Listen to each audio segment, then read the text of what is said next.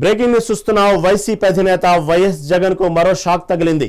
సింగయ్య మృతి కేసులో పోలీసులు వైఎస్ జగన్ వాహనాన్ని సీజ్ చేసినట్లు తెలిసింది. వైఎస్ జగన్ కు నోటీసులు ఇచ్చేందుకు వైసీపీ కేంద్ర కార్యాలయానికి నల్లపాడు పోలీసులు వెళ్లారు. వైసీపీ కార్యాలయ కార్యదర్శి అప్పిరెడ్డికి నోటీసులు అంటించారు. అలాగే ప్రమాదానికి కారణమైన వైఎస్ జగన్ బుల్లెట్ ప్రూఫ్ కారును పోలీసులు తమతో పాటుగా తీసుకెళ్లినట్లు సమాచారం.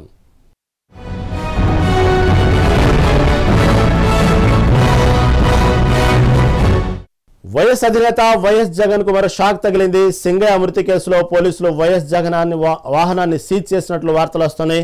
దీని మీద మరింత సమాచారం గుంటూరు నుంచి మా ప్రతినిధి శ్రీనివాస్ అందిస్తారు. శ్రీనివాస్, చెప్పండి, ఏంటి మొన్నటికి మొన్న సింగయ్య మృతి అనేక కోణాల్లో తిరుగుతా ఉంది కేసు. మొదటగా వైఎస్ సంబంధించినటువంటి ఏదైతే వాహనం ఉందో అతని కింద పడి మృతి చెందాడు అనేటువంటి వీడియో సోషల్ మీడియా మాధ్యమాల ద్వారా మొత్తం చక్కర్లు కొట్టింది.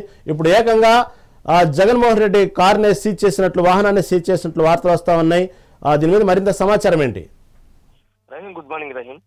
ఈ నెల 18వ తేదీన తాడేపల్లి నివాసం నుంచి పల్నాడు జిల్లా రెంటపల్ల గ్రామానికి రోడ్డు మార్గాన బయలుదేరిన వైఎస్ జగన్మోహన్ రెడ్డి ఏటుకూరు బైపాస్, గుంటూరు సమీపంలోని ఏటుకూరు బైపాస్ చేరుకునే సమీపంలో కార్యకర్తలు ఎక్కువ రావడంతో, సర్వీస్ రోడ్డు కావడంతో అక్కడ క్రౌడ్ ఎక్కువ ఉన్న నేపథ్యంలో చిన్నగా మూవ్ అవుతున్న కారు కింద తన అభిమాని జగన్ ని చూడటానికి వచ్చిన వైసీపీ కార్యకర్త చీలి సింగయ్య, ఇతను వెంగళపాలెంకు చెందిన వ్యక్తి, అతను చూడటానికి వచ్చిన క్రమంలో క్రౌడ్ ఎక్కువ నేపథ్యంలో అతను పక్కగా జరిగి కారు కింద పడ్డాడు. అది చూసిన వెంటనే కారు డ్రైవర్, ఓ వ్యక్తి కారు కింద పడ్డాడు సార్ అని అతను తెలియటంతో అక్కడ అతను మాజీ సీఎం కు చెప్పడం, అతను కారు మూవ్ చేయమనటం, అతను నిర్లక్ష్య ధోరణితో అతను మృతి చెందటం జరిగింది.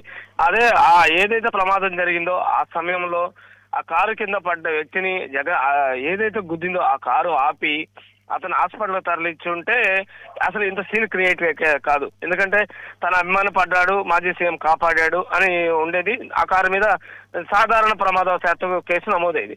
కానీ వ్యక్తిగత కేవలం నిర్లక్ష్య ధోరణితో ఇతను ఆ కారు పడ్డాడు అని డ్రైవర్ రమణారెడ్డి చెప్పిన కారు డ్రైవర్ పక్క సీట్లో ముందు సీట్లో కూర్చున్న జగన్మోహన్ రెడ్డి ఏమైందిలే పోనీ అని తను చెప్పడంతో దాన్ని పోలీసులు తర్వాత రెండోసారి విచారణ చేసిన తర్వాత పోలీసులకు AP 40 DH 2349 బుల్లెట్ ప్రూఫ్ వాహనం, ఇది మాజీ సీఎం వాడుతున్న వాహనం, ఈ వాహనంలోనే అతను మృతి చెందాడని పోలీసులు ధృవీకరించుకొని ప్రాథమిక సాక్ష్యాధారాలతో అతని మీద కేసు నమోదు చేశారు.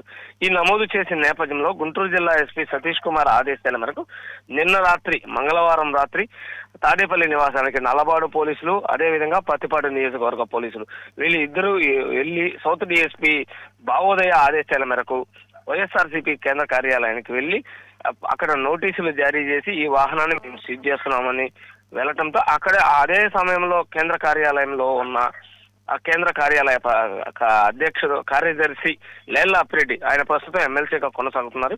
ఈ కేసులో ఆయనకు కూడా నోటీసులు ఇచ్చిన దాఖలాలు ఉన్నాయి. ఇతనికి నోటీసులు ఇచ్చి కారుని గుంటూరు తీసుకొచ్చి నల్లబాడు పోలీస్ స్టేషన్ లో కారుని అక్కడ ఉంచారు. రహీం, సిరాస్ అంటే ఇప్పుడు ప్రధానంగా అక్కడ ఏదైతే ఉందో అంటే జగన్ Z+ కేటగిరీలో ఉన్న వ్యక్తికి సరైనటువంటి ప్రొటెక్షన్లే పోలీసులు ఇవ్వలేదు. అలా ఇచ్చినట్టయితే అంటే రోప్ ద్వారా పట్టుకోవడం కానీ చుట్టుపక్కల జగన్ వాహనానికి సరైనటువంటి రక్షణ భద్రత కలిగించినట్లయితే ఈ ప్రమాదం జరిగేది కాదు. ఇది కేవలం ప్రభుత్వం చేసిన తప్పు, దాన్ని జగన్ మీదకి ఎలా నెట్టేస్తారంటూ కూడా వైసీపీ నాయకులు చెప్తున్నారు. ఇప్పుడు ప్రస్తుతం అయితే ఏదైతే జగన్ బుల్లెట్ ప్రూఫ్ కారును పోలీసులు తమతో తీసుకెళ్లడం వల్ల ఇప్పుడు మళ్ళీ వైసీపీ నాయకులు ఏమంటున్నారు, దాని గురించి ఏమైనా సమాచారం ఉందా?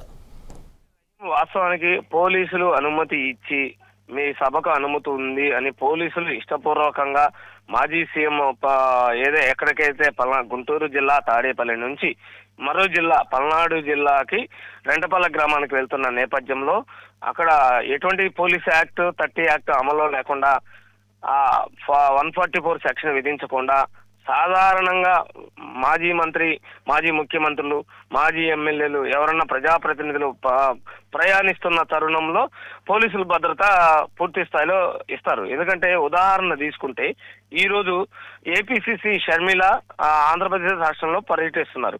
ఆమె ప్రస్తుతానికి ఒంగోలు నుంచి గుంటూరు రానున్నారు ఈ రోజు మధ్యాహ్నం. ఆమెకి ఆ అనుమతి ఉంది కాబట్టి, పోలీసుల అనుమతితో ఆమె యాత్ర చేస్తున్నారు కాబట్టి ఆమెకి ఎంతైతే పోలీసు భద్రత ఇవ్వాలో ఈ రోజు అదే భద్రత ఇస్తున్నారు. కానీ మాజీ ముఖ్యమంత్రి వైఎస్ జగన్మోహన్ రెడ్డి పర్యటన నేపథ్యంలో సత్తెనపల్లి నియోజకవర్గ వైసీపీ పార్టీ సమన్వయకర్త సుధీర్ రెడ్డి పల్నాడు జిల్లా పోలీసులను ఈ నెల 16వ తారీఖు కలిసి, సార్ మా మాజీ ముఖ్యమంత్రి మా పార్టీ అధ్యక్షులు ఇలా సభకు వస్తున్నారు, రెంటపాలెం గ్రామంలో విగ్రహావిష్కరణకు వస్తున్నారు, మల్లికార్జున విగ్రహానికి మీరు అనుమతి ఇవ్వాలని కోరితే పూర్తి సమాచారం ఇవ్వండి, అసలు జనాలు ఎంతమంది వస్తారు, కార్యకర్తలు ఎంతమంది వస్తారు, నాయకులు ఎంతమంది వస్తారని పల్నాడు జిల్లా ఎస్పీ కంచి శ్రీనివాసరావు అతన్ని వివరణ కోరగా ఇస్తామని చెప్పి అప్పుడు బయటకు వచ్చి తర్వాత అతను ఆ ఎస్పీ కార్యాలయానికి వెళ్ళి పోలీసులకు తగిన సమాచారం ఇవ్వలేదు. ఆ నేపథ్యంలో పూర్తి స్థాయి సమాచారం లేనందున ఆయనకి తాడేపల్లి నివాసం నుంచి పల్నాడు జిల్లా వరకు బందోబస్తు కల్పించడానికి పోలీసుల దగ్గర పూర్తి సమాచారం లేదు కాబట్టి పోలీసులు అక్కడ అతనికి బందోబస్తు కల్పించలేదు. Rahim. Okay right Srinivas, right, thank you for update.